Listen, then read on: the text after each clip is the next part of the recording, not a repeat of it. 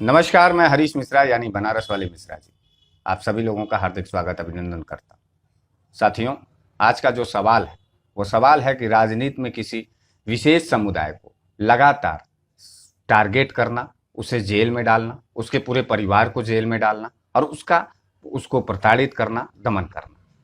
मित्रों,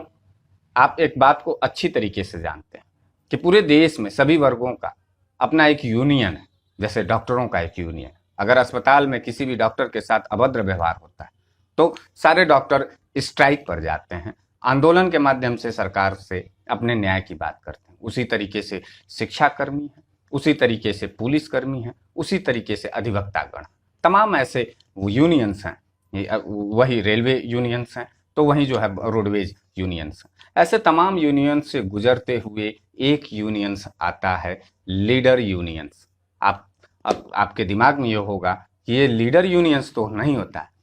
सही बात है, लेकिन हम आपका ध्यान लीडर यूनियंस के तरफ लाना चाहते हैं क्योंकि वर्तमान जो राजनीतिक परिवेश है, जो ये द्वेष है, जो नफरत की राजनीति है, जो लगातार किसी एक वर्ग विशेष को टारगेट करके उस विशेष वर्ग विशेष के बड़े नेताओं को टारगेट करके जेल में डालना और उनको जेल में डालना, तो ये बात समझ में आती है। लेकिन छोटे छोटे और झूठे मुकदमे में उनके परिवार को डालना, उनके बच्चों को डालना, अब उनके मित्रों और उनके रिश्तेदारों को भी राजनीतिक तरीके से पूरी तरीके से जो है उनको जेल में डाल करके उनको दहशत में रखना और उनके माध्यम से पूरे वर्ग विशेष को दहशत में रखना। आप सोच रहे होंगे कि बनारस वाले मिश्रा जी आज किसकी बात कर रहे हैं। देखिए, मैं आज जिसकी बात करने जा रहा हूं, ना तो उनसे हमारी कोई मुलाकात है, ना ही उनसे हमारा कोई ताल्लुकात है,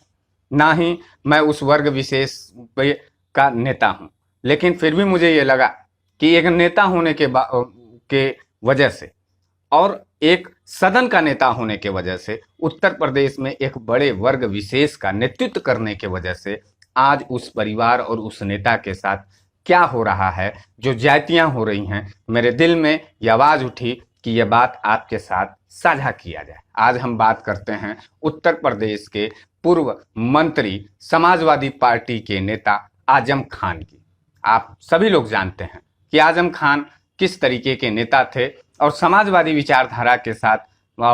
समाजवादी पार्टी के राष्ट्रीय अध्यक्ष माननीय मुलायम सिंह यादव जी के साथ उनकी गहरी दोस्ती थी और उत्तर प्रदेश में लगातार 4 बार वो महत्वपूर्ण मंत्रालय में मंत्री भी रहे। आज जब से योगी सरकार आई है तब से लगातार उनके विश्वविद्यालयों पर हमला करना, उनके लाइब्रेरी में किताबों की चोरी का आरोप लगाना, उनके ऊपर जो है भैंस और उनकी बकरियों और गाय की चोरी पर लगाना, यहाँ तक किसी एक नेता को सलाखों के पीछे भेजने का बात समझ में आता है कि वो विपक्ष का एक नेता हैं और राजनीति के तहत किसी भी नेता को कहीं किसी भी इशू पर या किसी भी मुद्दे का बहाना बना करके उन्हें जेल में भेजा जा सकता है। लेकिन साथियों, उनके पूरे परिवार,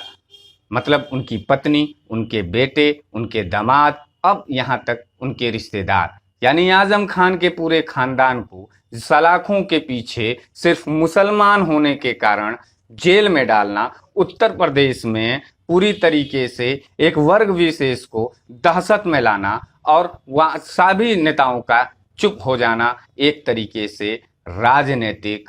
वीरानापन है। राजनीति में द्वेष होना चाहिए, राजनीति में तर्क होना चाहिए, लेकिन राजनीति में नफरत और बदला का जगह नहीं होना चाहिए। हम तमाम लोग,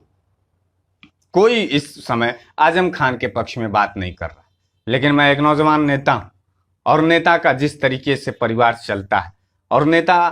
का जो विचार होता है, एक समग्र विचार जो होता है, किसी भी जाति, धर्म, मजहब और पंथ का हो, लेकिन उसका उद्देश्य राजनीति के अंदर प्रदेश और देश में अपनी योगदान के साथ साथ उसके विकास पर भी होता है। राजनीतिक नफरत, जातिवादी और धार्मिकवादी नफरत के कारण योगी सरकार पूरी तरीके से नफरत की आग में जलती हुई नजर आ रही है और आजम खान के साथ पूरी तरीके से अन्याय कर रही है। तो मुझे यह लगा कि यह सवाल आप सभी लोगों के साथ साझा करते हुए योगी सरकार को भी यह अपील करने की वक्त है। आप सभी लोग भी मेरे साथ यह अपील करिए, आजम खान अगर बुरे हैं। आजम खान अगर मुसलमान होने के कारण इस भाजपा सरकार में जेल में जाना चाहते हैं, बेशक आप भेज दीजिए, लेकिन उनके पत्नी, उनके बच्चों के साथ जिस तरीके से बेरहमी करके उनको सलाखों के पीछे डाला जा रहा है, उनके रिश्तेदारों को डाला जा रहा है, यह एक बड़े नफरतवाद की बीज की रोपाई भारतीय जनता पार्टी कर रही है, जिसका मैं पुरजोर विरोध करता हूं। आजम खान के मामले में अब तो कोई ऐसा विभाग में नहीं है कि हम ये मांग कर सकें और मुझे पूर्ण विश्वास हो कि उसकी जांच जो है स्पष्ट और न्यायपूर्ण आएगी, लेकिन फिर भी मुझे ये लगता है कि आजम खान जी के साथ न्याय होना चाहिए। कई लोग इसको हिंदू और मुसलमान के रंग में देखेंगे मेरे इस वीडियो को, बेशक जैसे पीछे देखते आए हैं आज भी देखते चले आएंगे, लेकिन मुझे इसका कोई फर्क नहीं पड़ता है। हम एक नेता होने के बावजूद, चूंकि मैं कांग्रेस पार्टी का नेता हूं, कांग्रेस की विचारधारा को मानता हूं, लेकिन किसी एक पूर्व मंत्री के साथ, उसके परिवार के साथ इस तरीके की ज्यादती मैं कतई बर्दाश्त नहीं करता और मैं इसका पुरजोर विरोध कर रहा हूं। जिस भी किसी साथी को यह लगे कि मेरे इस वीडियो को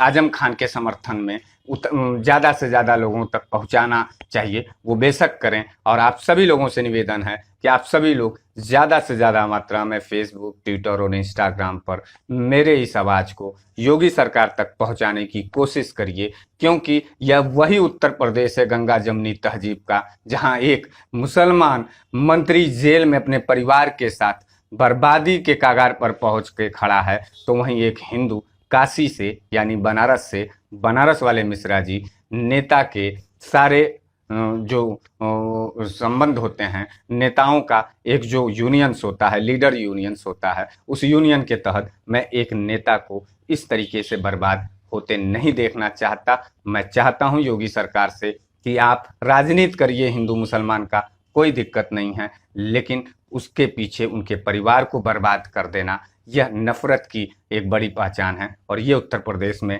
नहीं होना चाहिए। इसलिए योगी सरकार आजम खान के साथ न्याय करो के नारे के साथ मेरा यह अभियान है। आप सभी लोग शेयर करें और ज़्यादा से ज़्यादा लोगों के साथ साथ राज्य सरकार यानी योगी सरकार तक मेरी आवाज़ को पहुंचाने में मेरा सहयोग करें। जय हिंद, जय बनारस,